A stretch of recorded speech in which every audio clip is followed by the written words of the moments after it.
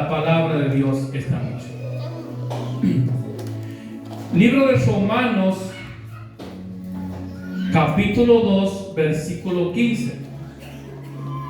Romanos 2:15. Dice la Nueva Traducción Viviente: ellos demuestran que tienen la ley de Dios escrita en el corazón, porque su propia conciencia y sus propios pensamientos los acusan o les indica que están haciendo lo correcto. Amén. Hoy vamos a hablar un poco acerca de la conciencia del ser humano. Y yo quisiera que preste toda su atención, porque sin duda vamos a entender muchas cosas que a veces no comprendemos por qué suceden, o a veces no comprendemos ni siquiera por qué nosotros las hacemos. Porque a veces hay cosas que nosotros hacemos que no las entendemos. Amén.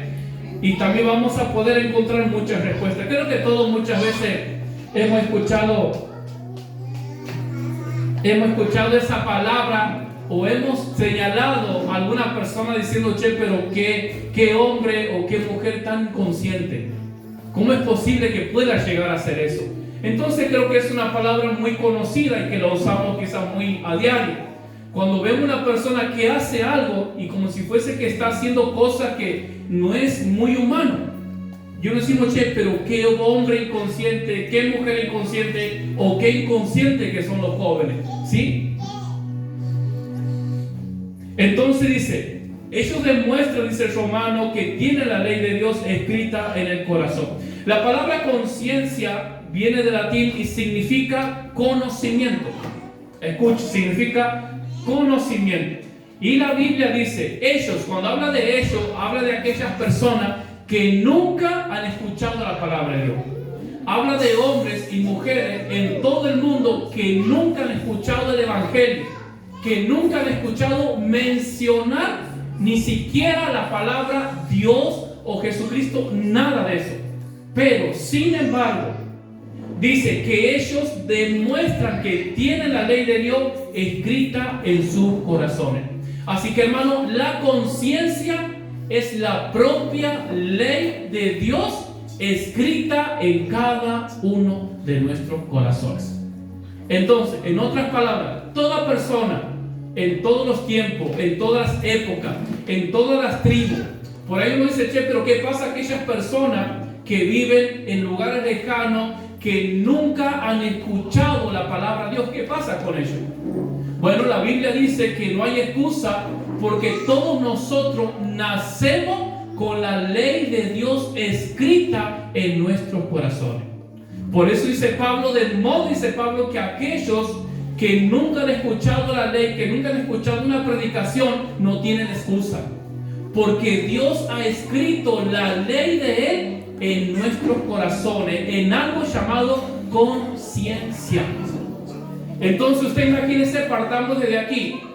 Si aquellas personas que nunca han escuchado un mensaje, que nunca han escuchado una palabra de Dios, no tienen excusa, ¿qué nos queda para nosotros? ¿Cuál es el argumento que nos queda a nosotros para poder defendernos, o para poder justificar muchas veces nuestra desobediencia, o para poder justificar muchas veces nuestras malas acciones como hijos de Dios? Si aquellas personas que nunca han conocido la palabra de Dios, Dios no lo toma por inocente. Dios le dice: ustedes no tienen excusa, porque yo he escrito la ley en su mente, en sus corazones, especialmente en la conciencia. Amén. Dice, la conciencia es como la voz interior que nos guía a discernir entre el bien y el mal, lo bueno y lo malo. Esa es la conciencia. La conciencia es esa voz interior que todos la tenemos. Dice que desde el primer momento de nuestra concepción es algo que está incorporado, es como un chip que ya viene dentro de nosotros. Dios nos ha creado de esa forma, de esa manera. Entonces la conciencia es aquella voz que muchas veces cuando estamos haciendo algo malo, aunque quizás no tengamos todo el conocimiento de la palabra de Dios, aunque quizás no conozcamos toda la Biblia, pero sin embargo, todos nosotros hay algo aquí que te dice: eso está mal, eso está mal, eso está mal, eso está mal. Entonces, de manera, dice el apóstol, que no hay excusa. También dice, es el eco de la voz de alguien que nos habla. La conciencia es el eco de alguien que nos habla. O sea, en otras palabras, la conciencia es la voz de Dios que retumba en nuestros corazones. Imagínense si este lugar estuviera vacío y hubiera una sola persona. Si uno en un salón golpea las manos, uno termina de golpear las manos y a 2 segundos eso se sigue escuchando. Ese es el eco. Bueno, la conciencia es exactamente lo mismo. Y eso ha sido puesto por Dios. Entonces, hermano, no hay excusa de nada. No nos podemos justificar delante de Dios con ninguna de nuestras acciones. Un autor también define la conciencia, dice, es como un principio implantado dentro de nosotros, antes de que hayamos tenido cualquier entrenamiento. Entonces, dice que la conciencia es algo con lo que el hombre y la mujer ya nacen, antes de recibir un entrenamiento. Cuando habla del entrenamiento, hace referencia antes de ser enseñado de cualquier costumbre o acerca de cualquier religión o de cualquier tipo de fe. Antes de cualquier enseñanza, y la conciencia ya está ahí escrita en nuestro corazón. Entonces, ese es un argumento para refutar a aquellas personas que se denominan o se llaman ateos. El Dios no existe. ¿Por qué? Porque si yo digo yo soy ateo, yo niego la existencia de Dios, pero con que yo tenga esa postura, eso no significa que Dios no existe. O eso no es suficiente, o con esa actitud, o con esa postura de decir yo no creo que Dios no exista, con esa actitud no voy a poder apagar la conciencia que está aquí y que me da testimonio que hay un Dios, que hay un creador y que Él sí existe. Amén. Dice una vez que hubo un hombre, un filósofo, un ateo, por supuesto, que él decía que las personas creen en Dios porque son enseñadas, o creen en Dios porque siempre alguien les habla o alguien les dice. Entonces dice, si a un niño, desde muy niño lo criamos, dice, alejado de la sociedad, alejado de cualquier persona que pueda influenciar en su fe o despertar esa curiosidad, ese niño nunca va a creer en Dios. Entonces este hombre hizo el experimento. Ha agarrado a un niño, lo ha llevado a un lugar alejado, aislado de todo, y él lo estaba criando. Entonces este niño no se exponía a ningún tipo de sermón ni consejo, ninguna persona que pudiera despertar en él ese interés acerca de Dios. Pero un día, dice que este niño estaba en el campo, y cuando él estaba en el campo, dice que este niño levanta sus ojos al cielo y dice, qué hermoso que eres. Y el niño añade, pero más hermoso debe ser el que te ha creado. Qué hermoso que eres. Pero más hermoso, dice el niño, debe ser aquel que te ha creado.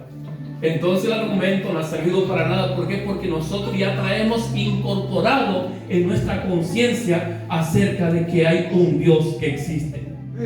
Dice, la conciencia es como una alarma. Cuando se ignora su advertencia, se vuelve menos sensible y puede terminar silenciada. Muchas veces nosotros vemos personas o analizamos situaciones o actitudes o comportamientos de personas. Y a veces nosotros decimos, che, pero esa persona parece que no tiene conciencia. O parece que no es consciente de lo que está haciendo. El problema no es que no tiene conciencia. El tema de la conciencia está, esa no lo podemos sacar y no lo podemos evitar. La conciencia está, pero ¿cuál es el problema? El problema es, dice que la conciencia es como una alarma que suena en nuestra mente, suena en nuestro interior, diciéndonos que estamos haciendo las cosas mal. Pero cuando esa voz interior nos advierte, esto está mal, y nosotros seguimos, insistimos en hacer lo malo, insistimos, dice que esa voz se va callando, lo vamos apagando. Hasta que llega un momento, dice que puede terminar siendo silenciada. Pero no es que la conciencia se calla, No es que nuestra conciencia en algún momento nos deja decir, eso no haga, está mal. No, nunca para la conciencia. Nunca para de decirnos, eso está mal, eso está mal, eso está bien. Nunca para la conciencia. Lo que sucede es que nuestro corazón se endurece y cada vez podemos resistir con más fuerza a esa voz que está en nuestro interior. ¿Vamos entendiendo hasta ahí? Primera Timoteo capítulo 4 versículo 2. Dice la palabra de Dios: por la hipocresía, dice, de mentirosos que teniendo cauterizada la conciencia. Lo que quiero resaltar de aquí de este versículo es que habla de una conciencia cauterizada. ¿Qué significa cauterizada? La palabra cauterizada es un término médico, científico, que se lo utiliza para hacer referencia a una herida. Por ejemplo, hay una herida en este brazo y la persona toma algo caliente y pone ahí. ¿Qué es lo que sucede? Que esa herida, la sangre se detiene, pero hay como una costra o algo duro queda ahí, y esa parte queda como insensible. Dice, cauterizar significa marcar con hierro algo rojo. Antes, por ejemplo, no existía la cirugía ni nada de esas cosas que existen hoy en día para hacer una operación, pero utilizaban un hierro caliente. Utilizaban el hierro caliente asentando en una herida. ¿Para qué? Para que pueda cicatrizar más rápido. Entonces, esa herida donde se ponía ese hierro caliente, esa parte quedaba como insensible. ¿Por qué? Porque los nervios, porque el hierro caliente mataba los nervios, mataba la sensibilidad. Bueno, esa es una conciencia cauterizada. Una conciencia cauterizada es una conciencia, es una mente que ha perdido toda sensibilidad. Y esa mente cauterizada es lo que nos lleva a hacer las cosas malas sin ningún tipo de límite, sin medida para nada. Ahora nosotros entendemos cómo es que personas pueden llegar tan lejos haciendo cosas tan malas, tan feas y tan aberrantes. Y la explicación que nos da la palabra de Dios es que tienen una mente, una conciencia cauterizada. Perdieron, como dice el romano, perdieron toda sensibilidad. Ahora, ¿qué es lo que nos lleva a que una mente, a que una conciencia quede cauterizada, dormida, o que seamos insensibles? En el mismo capítulo de Timoteo, en el versículo 1 dice, la Biblia, la palabra dice, el Espíritu proclama que en los últimos tiempos algunos desertarán de la ley y prestarán oído a falsos maestros y a enseñanza de demonios. Y lo que viene a continuación, el versículo de ese momento, que tiene una conciencia cauterizada. Entonces, lo que a nosotros nos lleva a tener una conciencia insensible tiene que ver con lo que nosotros prestamos el oído. Tiene que ver de lo que nosotros nos estamos alimentando. Dice, el Espíritu proclama, desertarán de la palabra, o sea, que rechazan la palabra de Dios. Y prestarán oído a falsos maestros, a falsas enseñanzas, a enseñanzas engañosas, a palabras o consejos que no vienen de Dios. Así que, hermano, cuando nosotros prestamos nuestros oídos, o cuando buscamos el consejo de cualquier fuente que no proviene de Dios, ese consejo, esas palabras, por más suave que se escuche, por más alentadoras que suenen, pero esas palabras, si no vienen de Dios, comienzan a cauterizar nuestra mente, comienzan a crear una conciencia insensible en nosotros. Y de repente llega el tiempo que no nos damos cuenta cuando estamos haciendo las cosas mal. ¿Por qué? Porque ya la terminamos asumiendo como algo normal. Amén. Libro de Tito,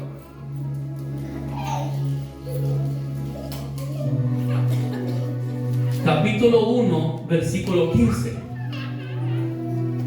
Ahora, el problema de cuando hay una persona con una conciencia mala con una conciencia contaminada o cauterizada, el problema es el siguiente. Dice Tito capítulo 1, versículo 15. Todas las cosas son puras.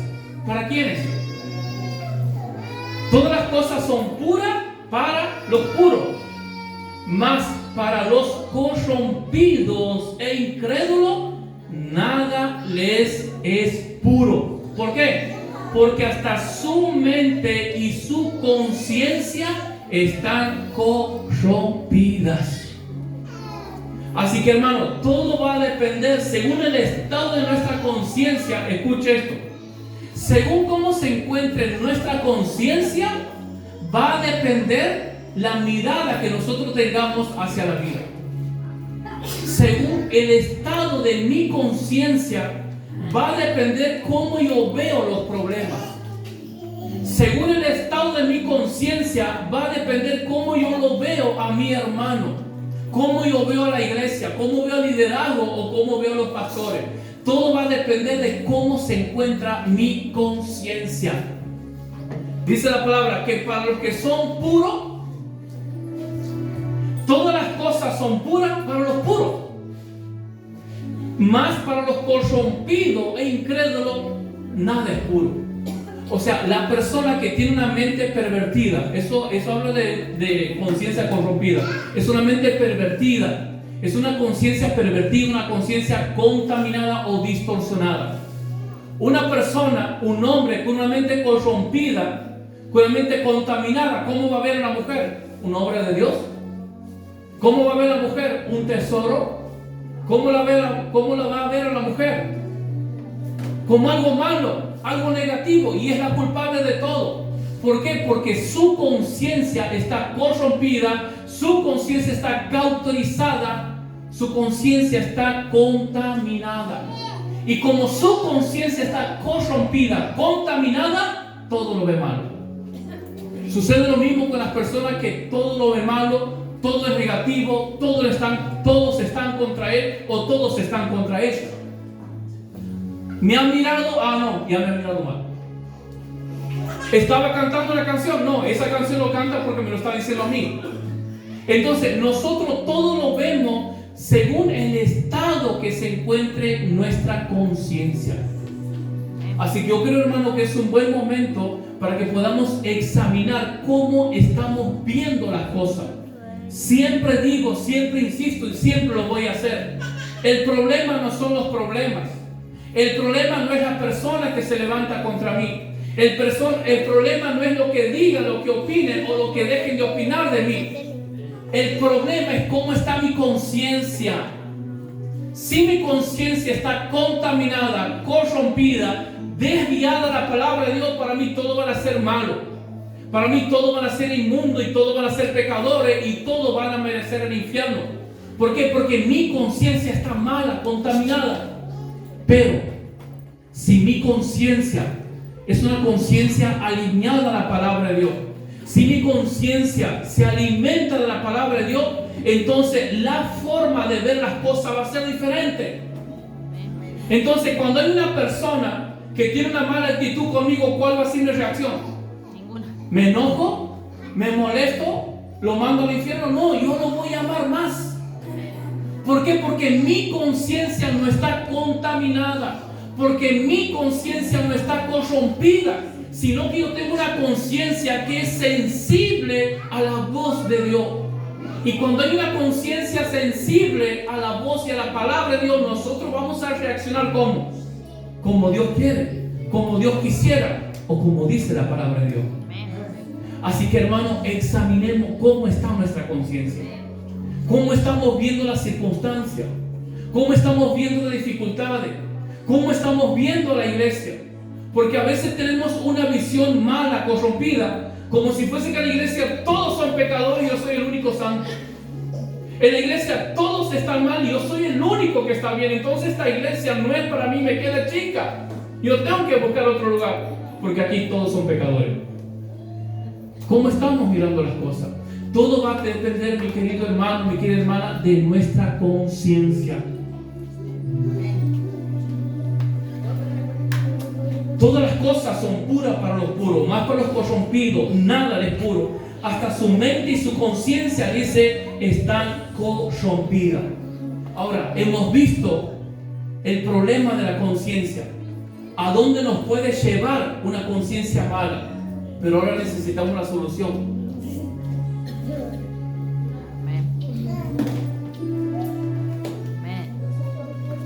Y la solución a una mente cauterizada, a una mente corrompida, contaminada, a una mente que se ha desviado de las cosas de Dios, es la siguiente: es la palabra de Dios.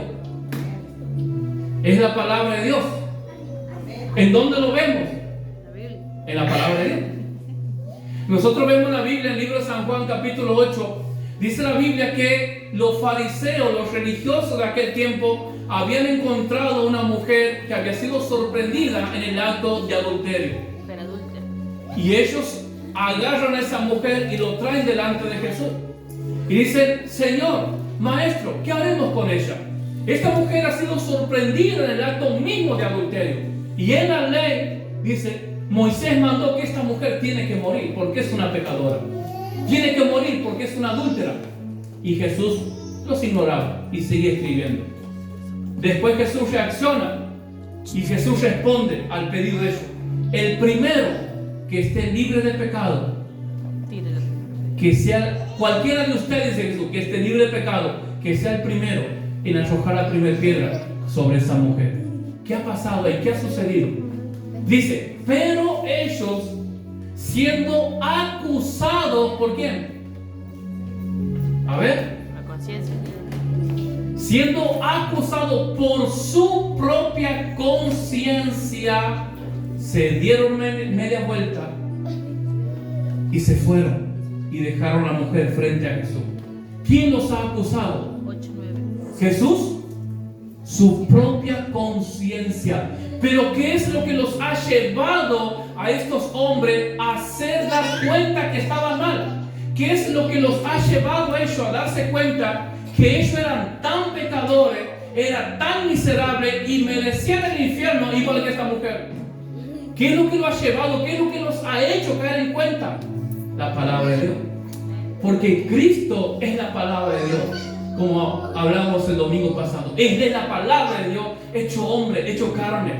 Entonces, por la palabra de Dios, esa conciencia que había estado callada, o esa conciencia de aquellos hombres que había estado cauterizada, al escuchar la palabra de Dios, la conciencia ha revivido. Al escuchar la palabra de Dios, la palabra ha roto toda cauterización, la palabra ha roto toda sensibilidad y ha activado de nuevo la conciencia. Y ellos pudieron escuchar esa conciencia. Qué tremendo. En el libro de Hechos, capítulo 7, también tenemos una historia muy similar. Hechos capítulo 7, versículo 54 nos habla acerca de un joven llamado Esteban. Dice que los religiosos de aquel tiempo, los fariseos, habían tomado a Esteban y lo querían matar, porque Esteban predicaba el evangelio. Y dice que Esteban comienza a confrontarlos con la palabra de Dios. Y después de una disertación de Esteban, después de que Esteban les hablaba, les predicaba la palabra, dice la Biblia, Hechos 7:54. Oyendo estas cosas, ¿qué cosas? La palabra de Dios. Oyendo estas cosas, oyendo la palabra de Dios, ¿cuál ha sido la reacción de estos hombres? Se enfurecían en sus corazones y crujían los dientes contra él. Oh. ¿Por qué? ¿Qué es lo que ha despertado tanto odio en ellos? ¿Qué es lo que ha despertado tanta rabia, tanta bronca que querían matarlo a Esteban? La palabra de Dios. Porque la palabra ha despertado esa conciencia cauterizada, esa conciencia que ellos habían intentado callar durante su vida. Pero la palabra de Dios es más fuerte, es más poderosa. Dice que ellos crujían sus dientes. En el versículo 57, entonces ellos, dando grandes voces, se taparon los oídos y arremetieron contra él. Y la historia continúa y dice que mataron a Esteban, apedreándolos. Es fuerte, ¿verdad? Mire el 54. Oyendo estas cosas. ¿Oyendo qué? La palabra de Dios. ¿Cuál ha sido la reacción de estos hombres al escuchar la palabra de Dios? Se enfurecían en sus corazones y crujían los dientes. Yo sé que aquí no pasa y que aquí no tenemos ese tipo de gente. Porque hay personas que cuando escuchan la palabra de Dios se molestan. Hay personas que cuando escuchan la palabra de Dios se ofenden. Hay personas que cuando escuchan la palabra de Dios dicen, esto me está cansando y me está pegando y me está dando a mí. O hay personas que dicen, el pastor sabe lo que yo estoy pasando, o a alguien le ha dicho y por eso me está dando con la palabra. Cuando nosotros vemos directamente la historia, vemos a esos hombres como malos, hombres perversos, lo vemos duros. Pero ¿qué tal cuando nos llevamos a nuestra propia vida? ¿Qué tal cuando nos toca ser confrontados con la palabra? ¿Qué tal cuando viene alguien y nos comienza a decir la verdad? Esto no es así, esto no es así, esto no es así, esto no es así. Muchas veces sentimos bronca, menospreciamos muchas veces a esas personas.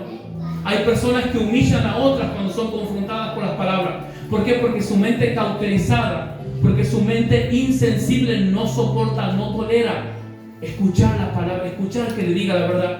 ¿Por qué? Porque cuando la palabra nos confronta, no solamente la palabra nos confronta, la palabra confronta de afuera y de adentro la conciencia. O sea, la palabra me pega de afuera y la conciencia me pega de adentro. Entonces, en un grito, por así decirlo, uno dice, basta, por favor, ya está, ya es suficiente, no me hables más. Por eso que hay personas que no llegan a la iglesia. Y por eso también hay personas que se van de la iglesia. Porque no quieren ser confrontadas por la palabra. Dice el 57, entonces ellos, dando grandes voces, se taparon los oídos y arremetieron contra él. ¿Cuántas veces nosotros hacemos eso? ¿O cuántas veces hicimos eso? De querer taparnos los oídos. Podemos estar sentados en la iglesia, podemos estar todos los domingos, pero aún así, con unas ganas de tapar nuestros oídos, con unas ganas que esa palabra no me esté golpeando o que esa palabra deje de entrar en mi mente porque me está haciendo pedazo juntamente con la conciencia. Si nosotros lo vemos de lejos, qué malos que son esos hombres, ¿verdad? ¿Cómo pueden hacer eso con el siervo de Dios? Pero ¿cuántas veces hacemos lo mismo? No hay una piedra en nuestras manos, no matamos a nadie, pero en nuestro corazón, pero con nuestra lengua, las piedras abundan. Y quizás muchas veces las piedras de la lengua es más fuerte que esas piedras que aquellos hombres han agarrado. Mire lo que es la palabra de Dios y mire a dónde podemos terminar cuando hay una conciencia dormida, cauterizada, insensible. Pero esta noche el Señor ha venido para libertarnos. Algunas conciencias cauterizadas, dice, rechazan la palabra, pero otras son llevadas al arrepentimiento. En el libro de Hechos, capítulo 2, nosotros vemos, después cuando el Espíritu Santo descendido en Pentecostés, dice que Pedro se levanta y comienza a predicar. ¿Y qué predicaba Pedro? ¿Alguien sabe qué predicaba Pedro? ¿Qué predicaba Pedro? A ver. ¿Qué hablaba? Por favor. ¿De qué hablaba Pedro? ¿De Sócrates? ¿Aristóteles? ¿Filosofía? De Cristo. Pedro se levanta y predicaba a Cristo. Predicaba la palabra de Dios. Pero el resultado o lo que esta palabra ha producido en el corazón de esta persona ha sido completamente opuesto. Porque ellos dicen, al escuchar la palabra, sus corazones se arrepintieron, se compugieron sus corazones y dijeron, varones, ¿qué haremos? Porque ellos han reconocido, ellos han aceptado que la palabra nos estaba confrontando. Así que, hermanos, tenemos dos opciones, dos alternativas y no hay más. Rechazamos la palabra, menospreciamos al hombre de Dios, menospreciamos a la mujer de Dios, menospreciamos los instrumentos, hombres y mujeres que nos predican, que nos advierten, que nos exhortan. Los menospreciamos, los apedreamos con la lengua. O decimos, eso soy yo. Sí, Señor. Yo necesito arrepentirme. Yo soy de esa conciencia. Mi conciencia está cauterizada, mi conciencia está insensible y necesito la obra del Espíritu Santo de Dios. Ahora tenemos también los frutos. Tenemos Tenemos fruto de una conciencia mala y de una conciencia buena. Los frutos de una conciencia mala dices culpa, temor, vergüenza, duda, miedo. Eso es lo que genera. Donde hay una persona, hermano, que rechaza la palabra de Dios. Donde hay una persona que no quiere ser exhortada, que no quiere ser corregida o se molesta ante la palabra de Dios. Estamos ante una persona llena de miedo, llena de duda, llena de temores. Aunque tenga la apariencia de ser una persona estable, aunque tenga la apariencia de que parece que todo le va bien en la vida. Y aunque muchas veces decimos, pero parece que este está mejor y yo estoy peor. Aunque no importa la apariencia, pero por dentro están llenas de miedo, llenas de temores, llenas de inseguridades, miedo al futuro. Pero una conciencia buena trae como resultado seguridad, trae paz, trae gozo. En otras palabras, una persona con una conciencia buena es una persona con una mente saludable. Porque una conciencia cauterizada, insensible, lo que produce es una mente enferma. Por eso que muchas veces son las malas actitudes. Por eso de ahí vienen los malos comportamientos. De ahí vienen las palabras corrompidas, contaminadas, de humillación o de menosprecio que podemos soltar nosotros. De una mala conciencia. Pero una conciencia buena. Pero donde hay una conciencia sensible. Entonces esa persona, todo lo que haga, todo lo que hable, va a ser para edificación, va a ser para ayuda, va a ser para demostrar el amor de Dios en ellas. Amén. Ahora tenemos otra pregunta. ¿Cuál es el origen? El origen de la conciencia. En el libro de Génesis,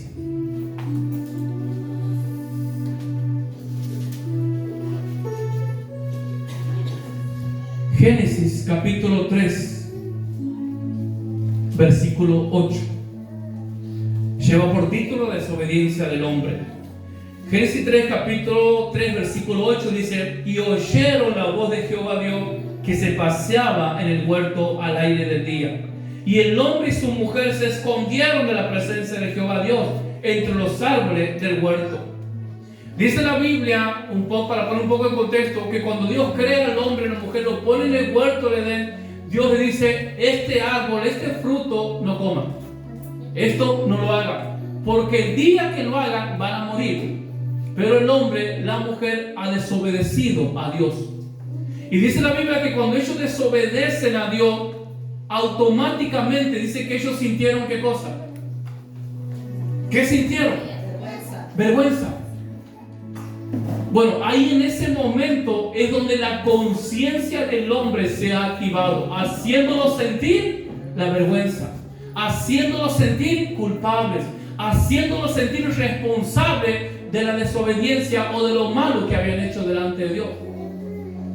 Dice, ellos no pudieron prever las consecuencias, escuche esto, ellos no pudieron prever las consecuencias de su pecado. Pregunta: cuando Eva y Adán estaban comiendo de eso que Dios les había prohibido, ellos sabían que después iban a tener un hijo malo como Caín. Ellos sabían que parte de la consecuencia iba a ser que su hijo mate a su otro hijo. No lo sabían. Ellos sabían que como consecuencia de esa desobediencia a Dios, el mundo entero, o que a partir de ello toda la humanidad iba a estar condenada. Ellos habían previsto que a partir de esa desobediencia todo hombre y toda mujer estaría sujeto a la vergüenza, al miedo, al temor, a la muerte. No lo sabían. Ellos nunca han podido prever lo lejos que el pecado los llevaría. Ellos nunca han podido prever, nunca han podido darse cuenta hasta dónde llegaría la consecuencia. Pero tampoco nosotros podemos preverlo. Yo no sé qué habrá pasado por la mente de ellos. Lo que voy a hacer es una suposición mía, no porque dice la Biblia. Nosotros vemos que Dios le da un trabajo a Adán, que ponga el nombre a todos los animales, a todos los seres vivos, Quizás, a lo mejor, suposición mía, claro, Adán ha dicho nada. Le he puesto un nombre a todos los animales. Tengo la sabiduría, tengo la presencia, hablo con Dios, escucho la voz de Dios. ¿Cómo no voy a poder soportar esto? Claro que puedo. Me imagino, supongo. Pero Adán no sabía lo lejos que el pecado nos llevaría. Sucede exactamente lo mismo con nosotros. Hermano, nunca sabemos lo lejos que el pecado nos puede llevar. Nunca sabemos las tragedias que nos esperan en nuestra vida cuando desobedecemos a Dios. Nunca sabemos, no podemos especular con eso. Yo no puedo decir, no, bueno, yo lo voy a hacer total, yo sé que Dios me perdona. Yo lo voy a hacer total, yo sé que Dios es un Dios de amor. No podemos especular con eso. Porque lo único, la advertencia que nosotros tenemos, que dice la palabra de Dios, la paga del pecado, muerte. Nada más. En otras palabras, nosotros no podemos y no deberíamos esperar algo bueno si estamos en desobediencia. Si rechazamos la palabra, si no nos queremos sujetar, si no queremos obedecer, si hay rebeldía, si hay dureza, si hay insensibilidad, si no sentimos ningún remordimiento para pecar, si ya nuestra conciencia no escuchamos cuando estamos pecando, no hay una conciencia que dice, esto está mal, y disfrutamos, estamos en graves problemas, porque no sabemos las consecuencias que eso puede traer. Vemos la historia del rey David. David pecando con Betsabé, cometiendo un adulterio. David nunca se ha imaginado lo lejos que el pecado lo llevaría.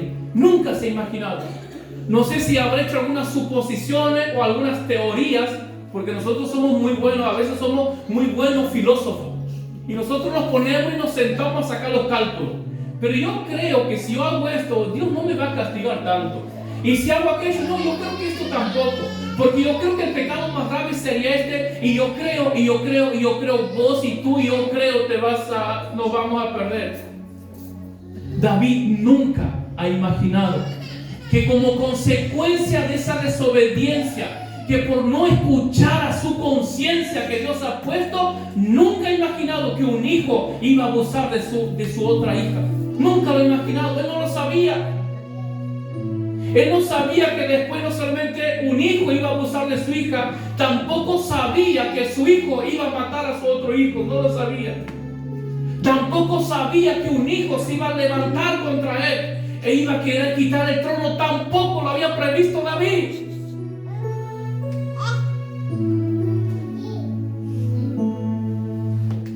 Tampoco David sabía que como consecuencia de ese pecado un día su propio hijo se acostaría y mantendría relaciones con todas sus mujeres a ojos de todo el pueblo de Israel. Él no lo sabía.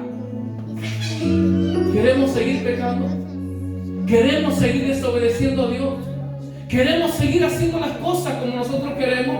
Porque nos sentimos bien, porque nos sentimos cómodos, o porque a mí me parece. No se trata, hermano, que a nosotros nos parece.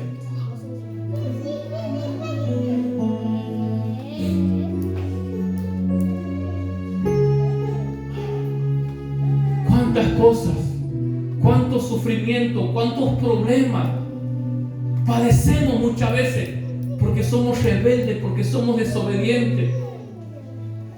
Porque intentamos callar esa conciencia que nos está diciendo está mal, está mal, está mal. Y nos excusamos.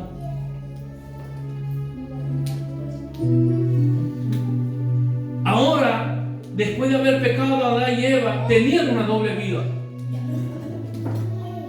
¿Pero qué tipo de doble vida tenían? No es una doble vida de que él lo engañaba o ella lo engañaba, sino ellos tenían una doble vida en el sentido que tenían una vida oculta y una vida pública. Una vida en su intimidad, una vida en su pieza, en su cuarto, en sus corazones, y una vida pública. Y esa vida pública no es otra cosa que una apariencia. Y la vida oculta no es otra cosa que la vergüenza. no es otra cosa que el pecado, la desobediencia, la rebeldía que sabemos que cargamos y que estamos haciendo malas cosas. Tenemos esa doble vida. Parece que a mí nomás me pasa. Entonces muchas veces tendemos a eso. Ocultamos en nuestro corazón somos una cosa, pero ante el público tenemos otra vida. Un hombre de Dios, McGuey, dice, escuche lo que dice este hombre. Esto él lo dijo frente a una conferencia en una iglesia. Dice, si conocieran mi corazón como yo lo conozco, no me escucharían. Y yo le digo exactamente lo mismo. Si cada uno de ustedes conocieran mi corazón, si cada uno de ustedes conocieran lo que pasa cada día por mi mente, los pensamientos que a mí se me pasan, los deseos que a mí pasan por mi mente, por mi corazón, ustedes no me estarían escuchando esta noche. Si ustedes conocieran mi corazón, no me estarían escuchando. Porque lo que ustedes ven aquí es justamente como dice, esta es mi vida pública. Me voy a poner yo de ejemplo porque a mí nomás me pasa. Esto es mi vida pública. Ustedes me ven de ahí, yo parezco un hombre de Dios, una persona consagrada, una persona sin pecado, una persona parece que nunca se equivoca, que nunca se enoja y que nunca discute. Esta es mi vida pública. Pero si ustedes conocieran mi corazón, si ustedes conocieran mis reacciones, quizás muchos se levantarían y se irían a buscar otra iglesia. Dice este hombre de Dios. Luego dice, hizo una pausa y dijo, ahora, antes de apresurarse a la salida, le dice lo siguiente: si yo conociera sus corazones como ustedes lo conocen, yo ni siquiera estaría hablando con ustedes. Si ustedes conocieran mi corazón, ustedes que dirían, yo mejor me quedo en mi casa. Para escuchar a ese hombre, lo que yo me quedo aquí. Pero yo digo lo mismo. Si yo conociera realmente sus corazones, si yo conociera que muchas veces realmente cuando yo estoy predicando, quizás alguien está murmurando, si yo conociera eso, quizás yo predicaría de otra forma, cambiaría mi tono. Si yo conociera su corazón en este momento, tampoco yo estaría aquí. Esa es nuestra realidad. Somos esas personas con una vida oculta y una vida pública. Pero ¿sabe cuál es el punto? Es el siguiente. El punto es que muchos aprendieron a manejar muy bien. ¿Qué cosa? La apariencia. Ese es el punto, esa es la diferencia. Que muchos hemos aprendido a manejar muy bien ese pecado. Que muchos hemos aprendido a manejar muy bien eso que solamente lo hacemos y lo practicamos en nuestra intimidad cuando nadie está y cuando nadie lo ve. Entonces hemos aprendido a manejar el pecado. Nos hemos acostumbrado. Entonces yo puedo manejar mi pecado en mi intimidad, en lo secreto.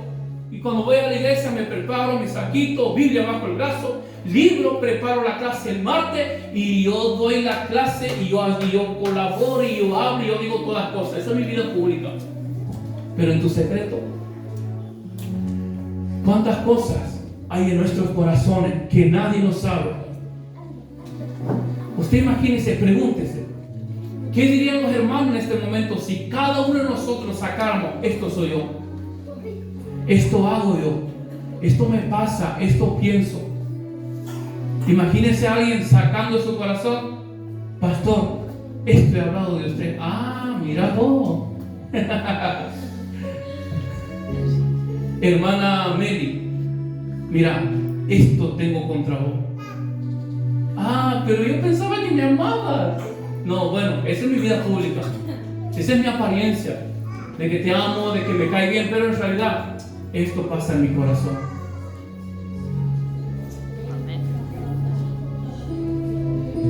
Esa vergüenza nos lleva a ¿qué? A buscar responsables. O mejor, vamos a Adán y Eva. Porque los pecadores son Adán y Eva, ¿verdad? Amén. Amén, esos son los pecadores. Pero esa vergüenza de Adán y Eva los ha llevado a buscar responsable por lo malo que habían hecho. Mira lo que dice Génesis capítulo 3, versículo 11. Y Dios le dijo: ¿quién te enseñó que estaba desnudo? Le habla Dios primero al hombre, Adán. ¿Y qué dice Adán? La mujer que me diste es la que me ha provocado esto.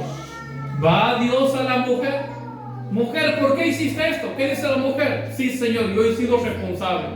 ¿Qué dice la mujer? Sí, Señor, yo soy culpable. No, la mujer dice: la serpiente. Y la serpiente ya no tenía quien acusarlo, no tenía quien hacerlo responsable. Pero lo que Adán y Eva hicieron ante su desobediencia, tratar de buscar responsables. Eso es lo que hacemos todos. O eso es lo que hacen otros seres humanos que pasan fuera de esta casa, que pasan por la calle y que viven en otras casas. No nosotros. Eso es lo que hacen ellos. Nosotros somos diferentes, somos especiales. Pero otros seres humanos que no son tan normales como nosotros buscan siempre a quien hacerle cargo y responsable de su vida. Yo creo que el responsable es Marcelo. Por eso yo no he podido adorar, porque Marcelo metió una nota mal, me desconcentró, entonces yo no he podido adorar a Dios por eso. No, yo creo que es el pastor. Porque si el pastor me hubiese enseñado mejor, o si el pastor me hubiese preguntado: hermano, ¿cómo está? O hermana, ¿cómo está? Yo no habría caído. Yo creo que es la hermana. No, yo creo que es la iglesia. Porque si la iglesia fuera más atenta conmigo, si la iglesia fuera, no sé, más amable, yo no hubiera caído. Y así somos, eso somos nosotros. Y tratamos de buscar un responsable, un culpable. A alguien queremos echar la culpa. Menos decir: no, yo soy así, yo tengo esa actitud. Porque esa es mi lucha. Esa es mi vergüenza. Ese es mi pecado, yo tengo ese problema. Pero dice que Adán y Eva fueron desechados de la gracia de Dios. Y Dios lo que buscaba, cuando Dios le preguntaba a Adán: ¿por qué hiciste esto? Dios no es que Dios no lo sabía. Dios esperaba una sinceridad. Así que, hermanos, debemos dejar de buscar responsables y hacernos cargo de nuestros propios problemas, de nuestras propias malas decisiones. Muchas veces el hombre dice: no, yo estoy así, pero ¿sabe por qué, pastor? No, usted no sabe lo que es esa mujer. Es un carcoma, y son bíblicos, ¿verdad? Es un carcoma en los huesos, como dice el proverbio. Usted no sabe lo que es esa mujer. Por eso, pastor, yo soy así. Por eso yo no oro, por eso yo no me comprometo. Porque esa mujer, pastor, como dice el proverbio, así es ella. Y somos muy bíblicos y parece muy espiritual. ¿Pero es espiritual? Y a veces la mujer dice: no, pastor, yo estoy así, pastor, yo soy rebelde, yo no hago caso, yo no respeto a mi esposo. Pero ¿sabe por qué no respeto, pastor? Sencillamente por una razón: usted no sabe quién es. No, perdón, Marcelo, era para este otro lado. ¿Cómo pasa la niña? Entonces dice la mujer: no, pastor, yo soy así porque usted no sabe si hombre es cabeza. No, usted no sabe lo que es. No le entra nada. Usted le habla, y yo, pastor, yo le hablo, yo oro, yo ayuno, y yo, pero ese hombre no cambia nunca. Y por eso yo estoy así. Pero cuando decir: no, yo soy culpable, yo soy responsable. Dice Albert Camus, un filósofo francés que no es cristiano, pero dijo una gran verdad, lo siguiente. Dice: cada cual insiste en defender, ¿qué cosa? Su inocencia a toda costa. Aún dice: si es preciso acusar a toda la raza humana y al cielo mismo. Eso somos nosotros, hermanos. Ahora, nosotros ya ahora que tenemos la palabra, que tenemos la enseñanza, ya tenemos que actuar diferente. Ya no podemos seguir responsabilizando a la iglesia, responsabilizando al pastor, a la pastora, al hermano, a la congregación por mi vida mala. Yo soy culpable, yo soy el único responsable porque no oro, porque no perdono, porque guardo rencor, porque me gusta el pecado, lo disfruto, me deleito, yo soy responsable. Porque no leo la palabra, porque no me interesa la palabra, porque no siento nada, soy responsable. Esa es la actitud que Dios espera. Pero muchas veces parece que creemos que Dios se va a enojar o Dios se va a ofender si somos sinceros. En el capítulo 3 de Génesis, versículo 7, el siguiente paso que ellos hicieron, dice: entonces fueron abiertos los ojos de ambos y conocieron.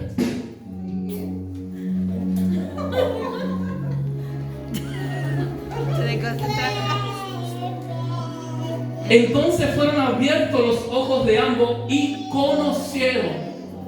Conocieron que estaban desnudos. Entonces cosieron hojas de higuera y se hicieron delantales. Ahora bien, el hombre y la mujer ha desobedecido. Como consecuencia de la desobediencia vino la vergüenza. Dice que ellos anteriormente vivían desnudos, pero nunca se habían dado cuenta que vivían desnudos. ¿Hasta qué? Hasta que entró el pecado, la desobediencia, y se ha activado la conciencia. Ahora había una conciencia acusando. Están desnudos. Ahora había una conciencia acusando. Es vergonzoso. Tienen miedo, tienen temor y se escondieron de Dios. Y ellos, en ese afán de tratar de apaciguar la conciencia, en ese afán de tratar de acallar un poco esa conciencia, en ese afán de tratar de agradarle a Dios, tomaron hojas de higuera, se cosieron sus propios delantales de hojas de higuera para esconder un poco la vergüenza. Cosieron hojas, hicieron delantales para cubrir su vergüenza, pero las hojas de la higuera no fueron suficientes. Las hojas de la higuera, el delantal de higuera no pudo quitar la vergüenza. El delantal de higuera no pudo quitar la responsabilidad. El delantal de higuera no pudo apaciguar la mente, no pudo quitar el cargo de conciencia que sintieron por haber pecado, por haber desobedecido a Dios. Las higueras, el delantal no podía traer paz, no nos podía traer tranquilidad. Y ellos sabían, dice que a partir de ese momento quedaron apartados de la presencia de Dios. Pero las hojas de higuera no fueron suficientes. No pudieron. Lo mismo sucede en nuestras vidas, en el hombre, en la mujer, en el mundo entero con el ser humano. Cuando las hojas de higuera no son suficientes, ¿qué hace el hombre? Porque tenemos una conciencia y sabemos que hemos pecado en algún momento y hay una conciencia. Entonces muchas veces nosotros, en ese afán de intentar callar un poco esa conciencia, en ese afán de intentar calmar un poco ese vacío dentro de nosotros, comenzamos a hacer cosas malas. Y ahí donde el hombre, la mujer, el joven, la jovencita caen en profundidades de vicios, de miedo, temor, pánico, adicciones, se entregan a pasiones desenfrenadas, adulterio, fornicación. Esas son hojas de higuera. Pero por más apariencia, por más bonito que Adán haya hecho sus hojas de higuera, no era suficiente. Así que, hermano, lo podemos pintar a la hoja de higuera, lo podemos poner pañuelitos, podemos ponerle todo lo que nosotros queramos, pero no podrá apaciguar nuestra conciencia, no podrá reconciliarnos con Dios. Pero Dios, dice la Biblia que Dios llamó al hombre, Dios salió a su encuentro. Dios salió a su encuentro ofreciéndoles una salida, porque ellos se habían escondido de Dios. No es que el hombre, escuche esto, no es que el hombre y la mujer cuando desobedecidos corrieron a Dios. No, ellos inmediatamente se escondieron. Pero ahí está Dios. Dios sale a buscarlo. Dios sale a llamándolo por su nombre. Adán, ¿dónde estás tú? Lo mismo hacemos nosotros. Dice Pablo en el libro de Romanos capítulo 3 versículo 11, dice, no hay nadie quien busque a Dios. No hay, dice la Biblia, ni siquiera uno que pueda buscar a Dios. Nosotros, al igual que Adán, al igual que Eva, ante el pecado que hemos cometido, ante el cargo de conciencia, lo que nosotros hacemos es tratar de escapar de Dios constantemente. Pastor, pero yo estoy aquí en la iglesia, yo he venido a la iglesia. No. Si nosotros estamos aquí, es porque Dios, dice que Dios salió al encuentro de Adán. Ha sido Dios quien nos ha llamado. Ha sido Dios que ha dicho, Adán, ¿dónde están? ¿Dónde se han escondido? Y Dios nos ha llamado. Pero Dios no nos ha llamado para avergonzarnos. Dios no nos ha llamado para maltratarnos, para humillarlos. Dios los ha llamado para darle una salida. Dios los ha llamado para darle una ayuda. Dios los ha llamado para brindarle una puerta de escape a esa conciencia que los estaba matando de vergüenza y de miedo por haber desobedecido a Dios. Dios salió a su encuentro. Y la misma forma sucede con nosotros. Dice Jesús en el libro de San Juan capítulo 15 versículo 16. Dice Jesús, no me elegiste vosotros a mí, sino que yo os elegí a vosotros. Los he traído, los he puesto para que lleven frutos y para que su fruto permanezca en abundancia. Así que, mi hermano, debemos tomar una decisión. No podemos escapar. Dice el apóstol Pablo en el libro de Romanos, dice que un día todos vamos a presentarnos delante de la presencia de Dios a rendir cuenta. ¿Y sabe quién va a atestiguar en contra o a favor de nosotros? ¿Quién cree usted? Sí, por un lado, pero hay algo más. Nuestra conciencia. Nuestra conciencia, cuando estemos delante de Dios, por más que nosotros queramos intentar evadir o intentar justificar nuestro pecado o nuestra rebeldía, como quizás lo hicimos en la tierra, pero allá no habrá escape, porque nuestra conciencia hablará por nosotros. Hay estudiosos, algunos teólogos creen, sostienen, la Biblia nos lo dice. En la Biblia nosotros vemos que la Biblia enseña que en el infierno dice que toda persona que desobedece, que desecha a Dios, se irá al infierno. Y dice que en aquel lugar el gusano nunca muere y el fuego nunca se apaga. Algunos creen y sostienen que ese gusano del cual habla la Biblia es la conciencia del ser humano. Y que es nuestra propia conciencia la que nos va a atormentar día y noche, diciéndonos, ¿te acuerdas? Imagínense en ese tormento en el infierno. Y nuestra conciencia dice, pero ¿te acuerdas cuando te han predicado? ¿Te acuerdas cuando el domingo te decían que esto estaba mal? Pero te acuerdas y te acuerdas. Y eso día y noche, día y noche, día y noche. Ahí. ¿Se imagina vivir con eso? Pero Dios no quiere eso. Y así como Dios ha dado una puerta de escape para Adán y Eva, dice que Dios mató un animal. Y con esa piel les hizo un vestido. Ese animal representa a Cristo. Cristo es nuestra puerta de salida. Él es nuestra esperanza. Él es nuestra ayuda. Él es nuestro socorro en medio de nuestra conciencia. Toda persona, cuando muchas veces en el día podemos hacer muchas cosas malas, pero al final, a la noche, cuando ponemos nuestra cabeza en nuestra almohada, nuestra conciencia comienza, esto está mal, esto está mal, esto está mal. Pero a veces nosotros, ¿qué hacemos? ¿Qué decidimos hacer? Callar la conciencia. Tratar de callar, tratar que se apague. Y nos vamos haciendo insensibles. Como dice la palabra de Dios. Pero hoy es momento, esta es la noche de volver a recuperar esa conciencia. Entonces, la conciencia puede ser nuestro peor enemigo o nuestro mejor aliado. Pero una conciencia aliada es aquella conciencia reconciliada con Dios. Una conciencia aliada es una conciencia que se alimenta de la palabra de Dios. Cuando nosotros nos alimentamos de la palabra, cuando nosotros obedecemos a Dios, nuestra conciencia va a estar sensible. Es por eso que hay personas que ante un gesto que hacen, o por ahí se escapa una mala palabra e inmediatamente sienten una tristeza, sienten un dolor, sienten una angustia. ¿Por qué? Porque la conciencia está sensible, no está cauterizada. Pero cuando una persona habla malas palabras y está la conciencia y lo ignora, después vuelve a hablar otras malas palabras y la conciencia no se va debilitando, pero lo vamos apagando, apagando y apagando, hasta que llega un momento que no tenemos pudor para nada. ¿Qué sucede con un hombre que maltrata a su esposa? Sucede eso, que hay una mente, hay una conciencia cauterizada. ¿Qué sucede con un hombre que maltrata a su esposa, que humilla a su esposa, humilla a sus hijos? O viceversa, con una esposa que hace lo mismo, hay una mente cauterizada.